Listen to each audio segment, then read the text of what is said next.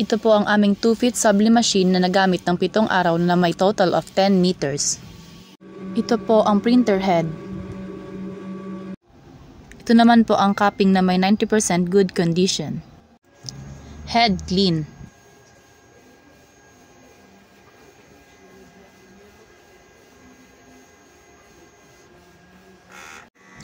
Nozzle test. Ito naman ang aming AVR. Ito naman po ang waste tank na nilinis ng nakaraang araw. Ito naman po ang ground wire. Ang ink system level namin ay tama lang. At andito naman po ang aming used ink. At ito naman po ang aming mga unused ink.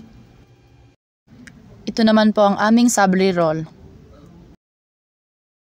Ito naman po ang aming daily output monitoring. At ito naman po ang inventory monitoring.